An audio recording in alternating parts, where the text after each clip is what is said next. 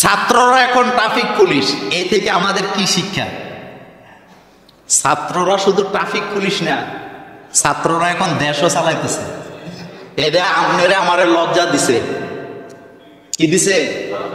মানে রাজনীতিবিদ যারা ওই যে ঘরে 5 কোটি পাওয়া যায়, 10 কোটি পাওয়া যায়, বড় বড় বাংলা বানাইছে, তাদেরকে লজ্জা দিছে ছাত্ররা।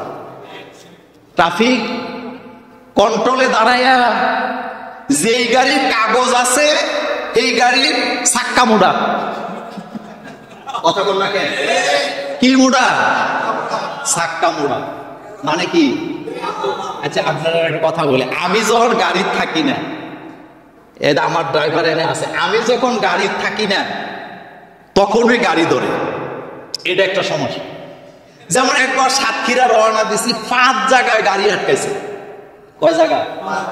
তো আমার পরিচয় পাইছে, 5 জায়গায় ছাড়ছে। কিন্তু একবার আমি গাড়িতে নাই, রুবেল আছে আর আমার সহকারী আছে। এখন আমি গাড়িতে নাই, গাড়ির কাগজপত্র ঠিক আছে, সব ঠিক আছে, চাক্কা নাকি মোড়া।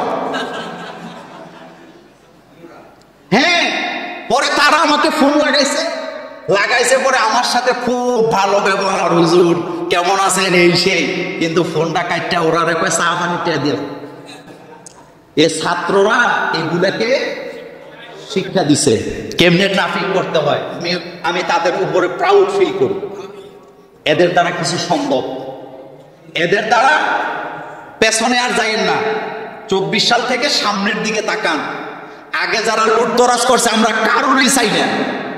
এই পিঠ আর ওই পিঠ বলেন, কোনোটাই কি চাই না। আমরা পরিবর্তন চাই।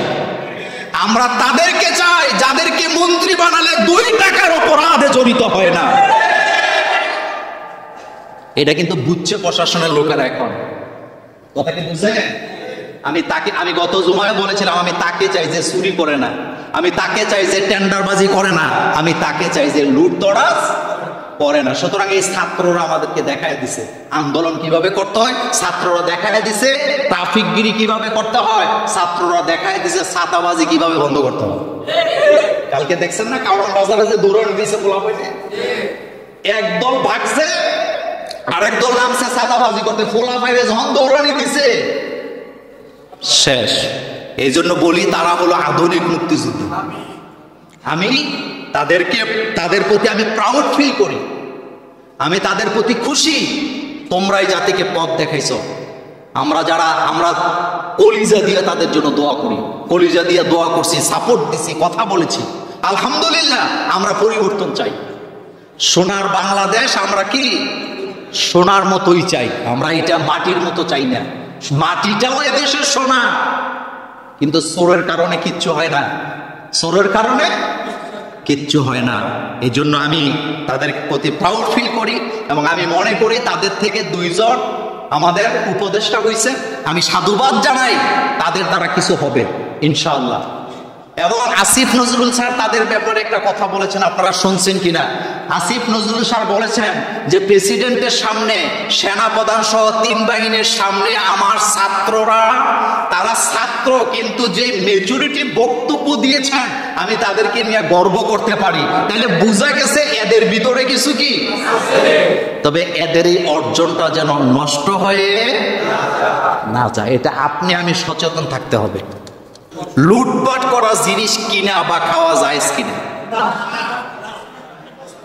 দেখেন, আমি বারান্দায় দাঁড়ায় ছিলাম, শোনেন, আমি বারান্দায় দাঁড়ায় ছিলাম, কুমিল্লার পুলিশ লাইনের রেশনের তেল, ডাল, চাউল, আটা মানুষের দলে দলে নিয়ে যাচ্ছে। এক মহিলারে দেখলাম, এই মোটা মহিলা, হে এইভাবে করে 5 কোটি তেল লইয়া যাইতেছে। এগুলা মানুষের কাজ, এগুলা হারাম। বলেন এগুলা কি? ছোট বাচ্চারাও বলে। দেখেন, আমার বাচ্চারা শুনেন কথা, আমার বাচ্চারা বিকেল বেলা বের হয়েছে, তো তারা সন্ধ্যার পরে বাসায় গেছে। তা আমি দুষ্টামি করে আমার মেয়েকে বলতেছিলাম যে লোকেরা 5টা 4টা 2টা 3টা 1টা করে তেলের কন্টি নিয়ে গেল, তোমরা একটাও আনতে